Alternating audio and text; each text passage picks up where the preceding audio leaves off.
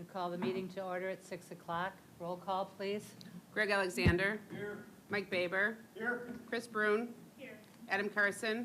Here. Lindsay Keisman. Here. Ray Lapinus. Here. Amy Rath. Here. Carolyn Schofield. Here. Connie Machini. Here. Public comment, we have one. Lisa Orris? Orris?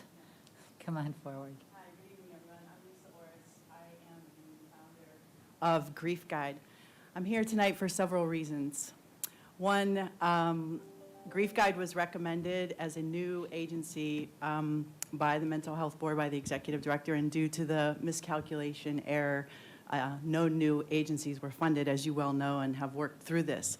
But I didn't have a chance to public comment in October because I was reeling and trying to regroup and pivot from the news that I had just received. So I first want to say thank you to Leo and to her team. They were amazing to me, amazing, and you need to know that. They took time with me.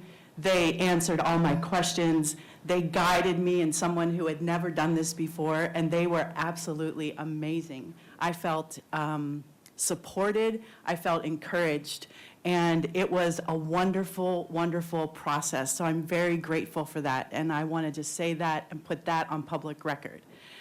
I am also here tonight because of what happened in one of my groups last night. I had a man come in, and he sat in my group, and he hadn't been there before. He was referred by one of the specialty courts. And he said that his father was murdered when he was 15. That led him into the system, because when he went to the psychiatrist started to throw pills at him and said, well, you're just going to have to get over this. He's not coming back. And this led this young man into drug addiction, into alcoholism, into all kinds of problems, where he ended up in my group at the other side last night.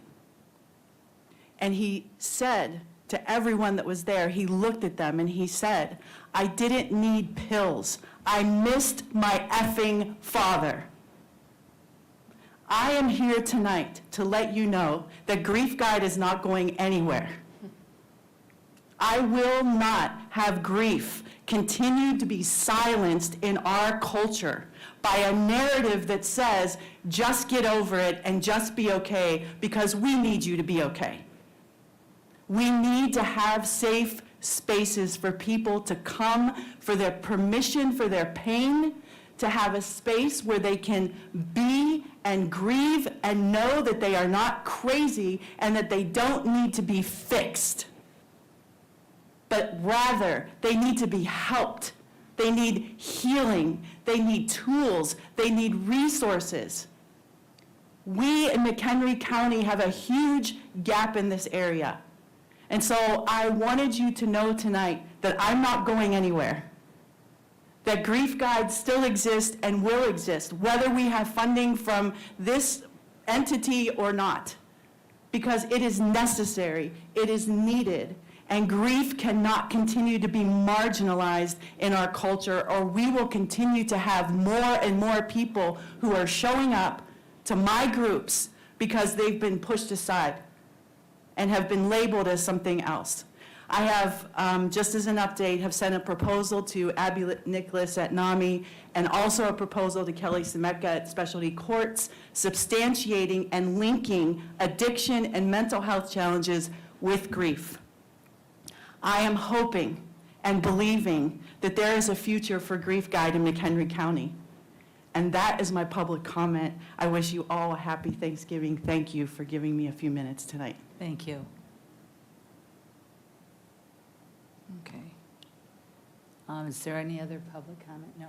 If not, then I need a motion for approval of the minutes from October 21st, 22nd, and November 6th.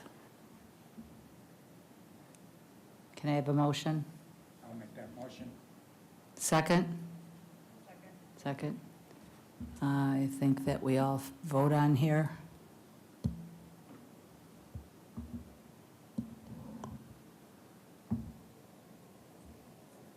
Okay, it's passed.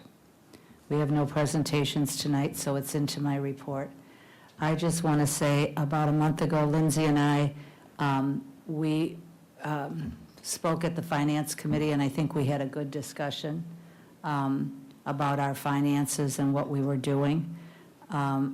Also, I want your guidance on December. We always meet on the third Tuesday, which will be December 17th. I need to make reservations. There's 2 places that we could go that take reservations. It's the Squire or Tasty Bistro. Discussion, where would you like me to make those reservations? Anybody? We went last year to Tasty Bistro. It was, Oh, yeah, that was, I'd rather go to you'd rather go to the Squire. Squire or 1776 or, Yeah. Okay. Anybody else? Otherwise, I'll do the Squire. Ray, did you have?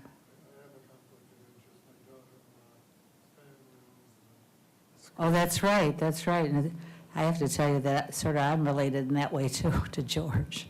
So, but, yeah. We can handle this outside the meeting. huh? We can handle this outside the meeting. We can handle what? This outside the meeting. Oh, we'll handle this outside the meeting. But if you have any suggestions, we will go. Citizens was good. We will go out afterwards. That room is no longer available. Anyway, we'll do that. Today, we had interviews for the Mental Health Board selection. They will go to the county board in December 16th, This, the same night that we meet. December 16th. And we have Greg, who's not returning, and Mike that's not returning. So we will celebrate in December to say goodbye. I won't go through the training at all. Just, you can read all the different training events, and I want to say that I'm really thankful to work with such a great board, and I wish you all a happy Thanksgiving, because it's, 2 days from now? I'll turn it over to Leo. What I didn't have in the director's report was regarding the fire, and I did at Network Council thank all the agencies that were involved in the Woodstock fire. Especially, we had Warp Corp because of their because of their street outreach program. They were the boots on the ground that, dealt with that immediately. There was, 1 person that was killed, there were 30 that were displaced, and a few others that were injured. So again, want to thank all the providers, and special thanks, shout out to Warp Corps for their work with that fire. Next, in your report, I just wanted to mention, I want to thank Carolyn for having Senator DeWitt out at Network Council last month to talk about youth residential services. Again, it was received very positively regarding our issues that we have with the lack of crisis and youth residential services, in the county. So I know that there's discussion of having the senator back at some point in the future for an update. So, we're happy that was facilitated by Carolyn. So thank you. Also, I want to thank Ray and Amy, board members, for attending the Economic Development Corporation annual dinner with us.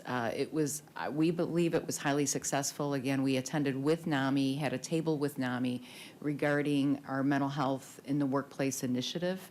There were lots of business cards that were exchanged, so we're hoping that really this initiative continues to grow.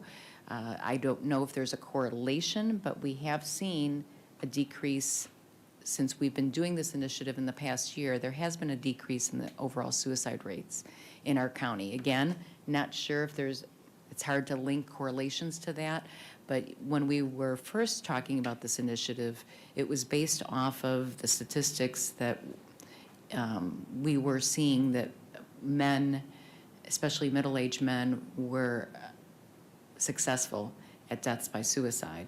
So the focus was, let's try to get to this population in the workplace. So we're happy about that initiative and that continuing.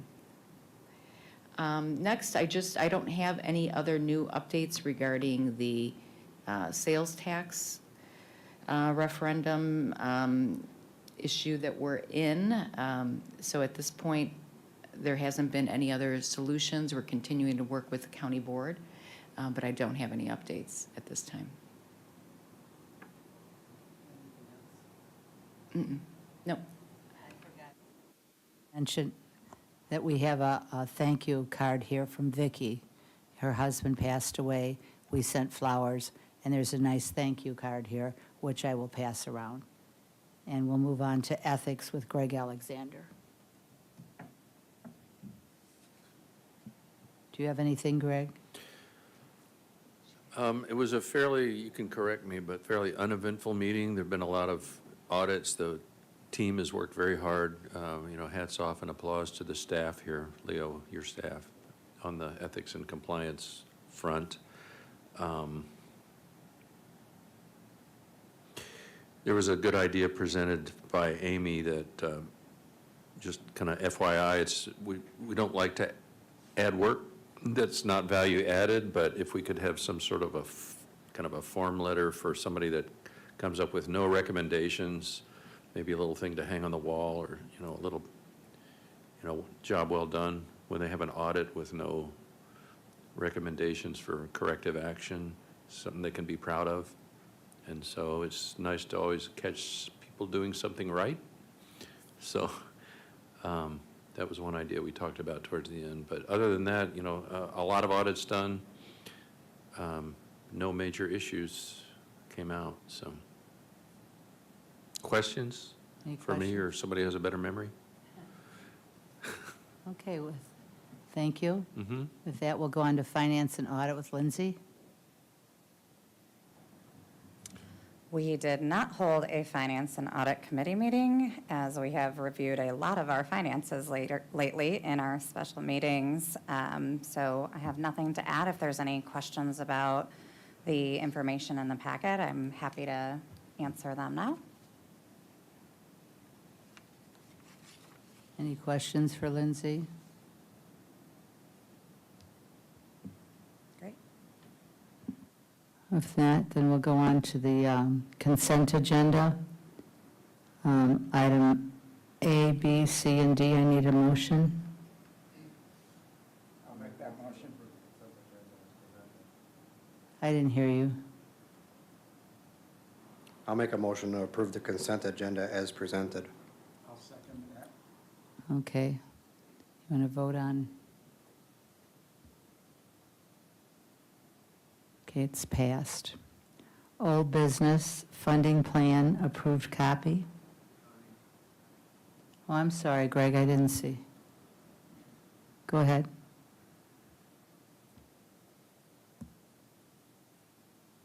Well, Okay. I did Yeah, hit. I don't know if I can back up and am I in violation of some protocol? There was one significant thing that I'd forgotten to mention. Can I Okay. do that? Sure, go ahead. Yeah. So there was one investigation that was done by an agency that had, it was determined that, the Kaizen transport was being used inappropriately, and the agency, it's all in, public record, the agency was very cooperative. We did recoup some money. They were put on sort of a probationary period till the end of the year, and they've got corrective actions. And the use of Kaizen will be reinstated at the beginning of the year. But, so it turned out fine, but it was a good job by the staff in finding it, investigating it, and I think it was handled appropriately and professionally by both this organization and the agency. Thank you. So I should have mentioned that. Okay. Then we'll go back to the funding plan, approved copy. Leo, do you want to talk about that?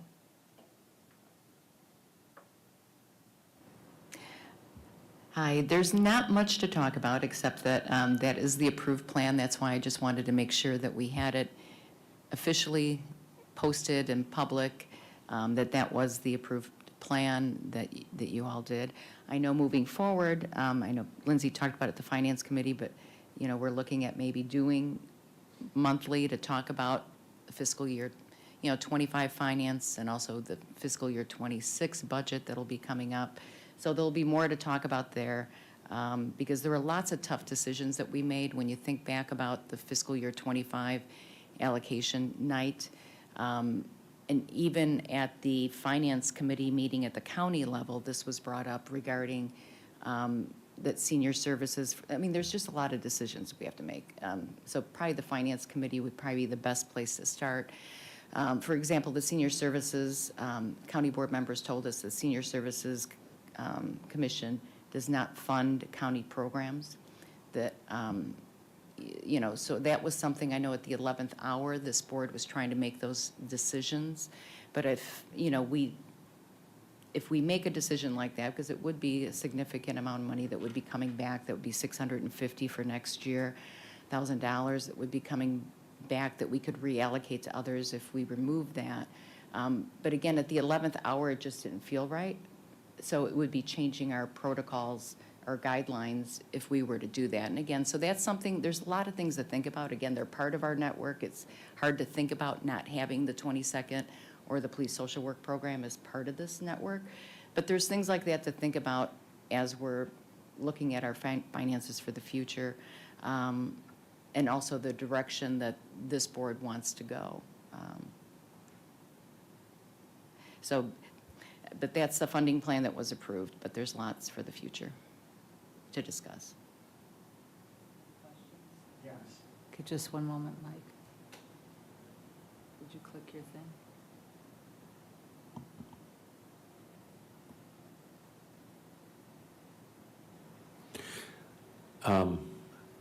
I was just ahead of you in the queue by a nanosecond. I know, I see you and I don't see Mike here. I'm curious, I'm getting good vibes about the grant writer and all that activity. To what extent can that activity bridge the gap? Or, Yeah. Well, and ironically, the, $3 million out of the the $3 million are county programs that they went to. So the grant writer did raise money this past year, but majority of that was both for the judicial, was for 2 programs in the 22nd for the specialty courts. So that can continue, that will continue. But as far as bridging the gap, I don't think it can, but we're going to try as hard as we can. They're working hard. They realize the situation that we're in and are working hard at looking at other grants. That was one of the suggestions, since we are losing money or not getting as much as we did in real estate tax, was cut out the Sheriff's Police Social Work Program and the specialty courts. That was a suggestion. From the county. my question is more general about grant writing, Right. not just for them. Okay. Not that specific gap, grant- the whole gap. The grant writer has really helped us a lot as a county. I mean, he's written several grants and will write several more. I think it was a smart move that we hired a grant writer. Yeah, I mean, I don't know what the calculated return on investment is, but if it's really high, then can we engage the It's grant high. writer even more and generate more, was the intent of my question. Not specifically just for Right, the right. county. Right. And Mike, there you go. It should go on, Now, there it is. okay? My question is, if the 22nd Judicial and the Sheriff's Program are not being funded through some funding from us, where are they going to get funded through? The It county. would have to come through the general fund of the county. It'd be under the county board? Yeah. Well, they are under the county board. These are just programs that we fund. Right. But so the county board would kind of take them under their wing, but why them and not somebody? Because it is the county. It Yeah, is the they are the county's county. program. The sheriff's department is the county. And Yeah. really, And the we've been specialty nice- courts are part of the county. And, yeah, and so we've been nice enough to fund it, but it really is the county's program. it's a great program Oh, yeah, I'm not saying that we anything were negative. integral in starting. I just wondered where it was all going to come. And For the they're general all right fund. with that, apparently? Would they be? Yeah, I don't know. Probably not. I wouldn't think so. right. Okay, that was all I wanted to ask. Thank you. Okay. Carolyn? It should come Thanks, on. yeah, thanks. And it just, if I can respond to that, because there are, and I think this just highlights the fact of this discussion needs to be had really early in the year, next year, because I do think there's a lot of options and innovative solutions.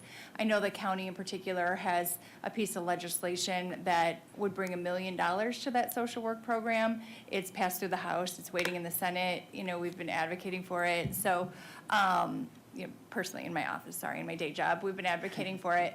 But there's options like that. If we can bring more, get more momentum and introduce more options and create relationships. And I think that program was founded out of that philosophy. So if we could just kind of keep the wheels spinning and be innovative and look around as we're out and about for those partnerships and those collaborations that can exist. And I think we do need to do a deep dive into the programs we have and if there's other alternative options of where, some of that money can come from or maybe other organizations that it can fold into and then it can bring in new programs. I think that absolutely needs to be our focus for the next, several months. So, thanks. Okay. Then we'll move on to insurance renewal. Do you want to talk about that? Sure. Leah? It should have been part of, and I apologize, should have been part of the consent agenda because we need an approval on this. But it's the coverage and the premiums that are stated in the worksheet on page 50. So the worksheet's on page 50. And you'll see the comparisons of this year's coverage and the premiums for fiscal year '25. There's no changes. There's an 8% increase in premiums overall. And our fiscal operation manager did accept this proposed coverage before she went back out. So again, it should have been part of your consent agenda, so I apologize that you have to make a motion on this. So we need a motion to approve the insurance renewal. Second? Second. Lindsay seconded. Okay, we'll vote on our machines.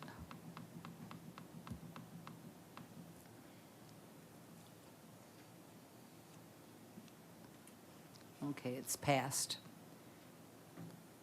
Onboarding new mental health board members. It goes to the county board, and if their recommendation follows what they brought today, we will have to onboard a new member. So we will do the new member by how we onboarded you guys. Connie, you were going to talk about the 8B3, the peer mentor. That was something that came up during Oh, Development yeah, Day, and I'm if this sorry. board still wants Yeah. to do that. We talked about having a peer mentor for new board members. And how do you feel about that? And would anybody want to be a peer mentor to a new board member? I mean, well, you're getting off of it. How can you do that? It's great that you volunteered, Mike. But anyway, think about it, because we did talk about maybe having a peer mentor. I have no problem being a mentor, but if any of you would like to be a mentor to somebody new. Especially since there's only one, yeah. Huh? Especially since there only be. There'll only be one. Well, we don't know. I mean, it Oh, yeah, has to that's still go true. to the, I don't want to speak for the county board, but as it looks now, we will have a new member. So, okay, now I got to find my sheet here. The virtual mental health manual, do you want to talk about that, Leo, that you're going to have one on virtual instead of giving out that big, thick Yeah, and we packet? can share it with all the board members as well. Bridget has done a phenomenal job of turning in your huge binder into a virtual document, so that everything on there will have links that will continually be updated. So if you were looking for a policy and maybe it might have been outdated, it will come up with the most up-to-date policy. So that's what we're going to be using. And again, Bridget did a phenomenal job at this virtual manual that we will also share with all the board as well. So that's what we'll be using for onboarding the new people. And the In the in-person. queue. In queue. I understand, but I can't even bring up the queue. I'm sorry. I can't bring it up. I'm still on the vote. Oh, there we go. I just wanted to say thank you, Bridget. That's, I'm sure, a lot of work, but that's huge because I know my manual sits right on my desk, and I think every time we take a vote and it changes that manual, I'm like, well, now I don't know what the most current one is. So that is great. I mean, because I do refer to that every once in a while, and to have right on my screen and be able to pull up the most current. So thank you for all of that work on that. Absolutely, and I would just ask that as you guys see, if you see links that are broken, or if you see any information that's wrong, just let me know right away, and then I can get it fixed right away. So there might be a few bumps along the way, but I think it'll be really useful, so. Okay. I'm reading this thing, I don't think. Talked about peer mentor onboarding county board members. Yeah, there's new county board members that have been elected. So what we'll be doing is Connie and I have always invited anyone, we'll also include any of the older county board members, but to meet with Connie and I and just give them an overview of the mental health board and the process and so forth. So when we have those dates, we'll let you guys know, and if there's anybody who's available, you can also join in. It's sort of nice to meet new board members, county board members, and at least let them know what we do and what we're all about. Okay. I don't have anything else. Are there any member comments? If no member comments, we have to go into executive session. You don't need me back, right? No, I don't need you back. Okay. So I need a motion to go into executive session. Out of, yes. Yes. You did learn something. We'll be going into executive session under the OMA. So I need a motion to move into executive session. Okay. No, because we're coming back into it. Okay, so, It's for the reason, it's the purposes for personnel, for the executive director performance appraisal and biannual review of executive session minutes. right, okay. So we have a motion to go into executive session. Do we have a second? Second. Lindsay seconded, okay.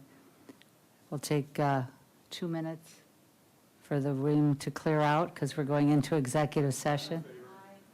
All those in favor? Aye. Okay, I'm sorry. Good night, guys. Thank you very much. Thank you.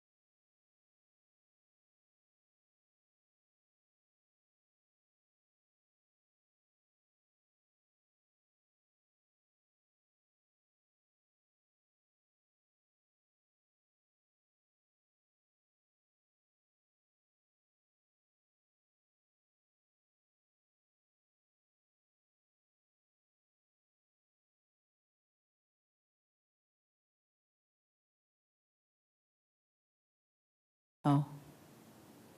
Thank you.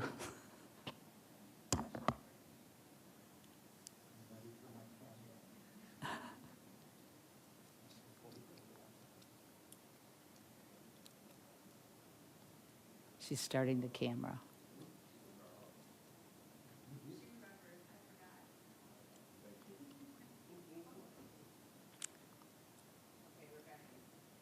Okay, we're back into, I need a motion to go back into regular session, right? No? Oh, roll call. Brad Alexander? Here. Chris Faber? Here. Chris Bruce? Here. Evan Carson? Here. Lindsey Geisman? Here. Ray Lapinus? Here. Amy Raff? Here. Joan Schofield? Here. Tommy Shane? Here. Okay. So we just say what we discussed, that we discussed the executive director's performance appraisal and minutes, the 2 minutes of executive session, and I do need a motion to approve those in regular session. Carolyn? I'll make a motion for approval of executive session minutes for the decision and memorandum of the change that is, the clarification that is both from our. Second? Mike seconds it? Okay, we'll vote on it.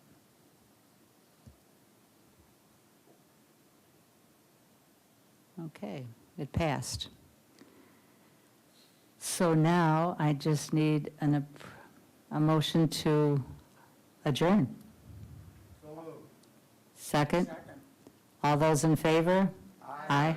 Okay, I'll see you in December. Remember, it's